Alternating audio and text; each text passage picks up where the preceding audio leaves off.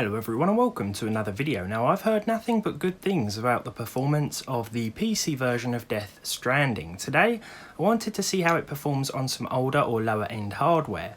I've dug out a few graphics cards for the test today, and these include the GTX 590, GTX 275, AMD R9 290 and the Vega 3 integrated GPU found inside the Athlon 3000G processor.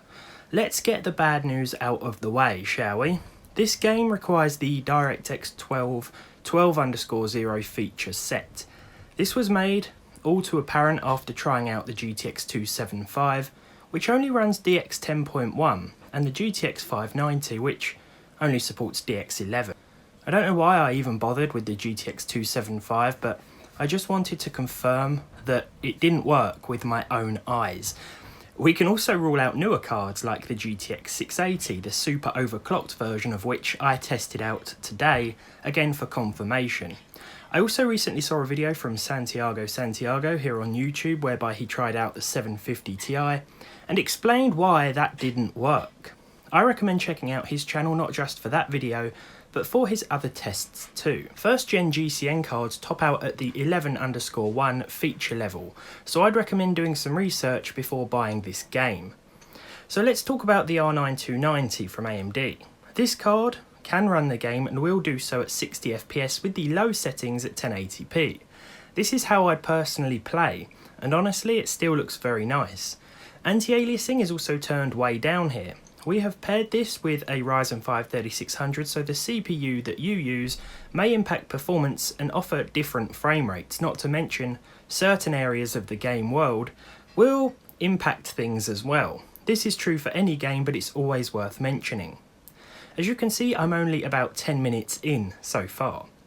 Let's move on to this though. This is the Athlon 3000G with integrated graphics. Overclocking the CPU and GPU meant that the game failed to load. It crashed at about 30% into the loading screen and took ages to get to that point. I was running the CPU at 3.8 GHz and the integrated Vega graphics at 1600 MHz.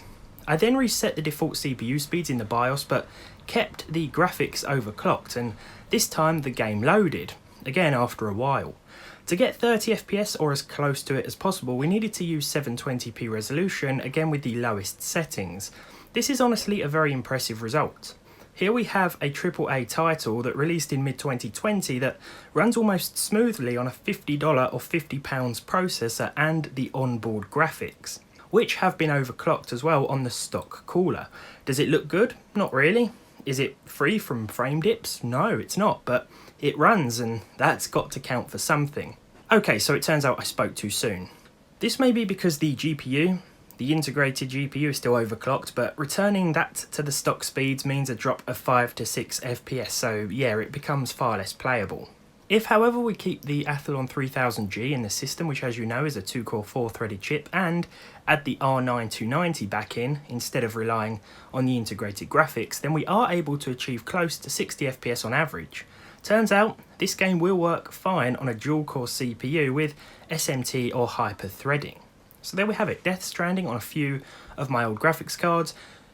Nearly none of them worked. I didn't think the R9 290 would either, but that will support the game, and that's probably the lowest card I'd recommend trying out Death Stranding with if you want to have the 1080p gaming experience. If not, then it seems like the minimum requirements are actually quite accurate in terms of what they state on Steam, but maybe I'll put together a Death Stranding minimum system requirements build if that's something you guys want to see. Thank you for watching this video. If you enjoyed it, leave a like on it down below.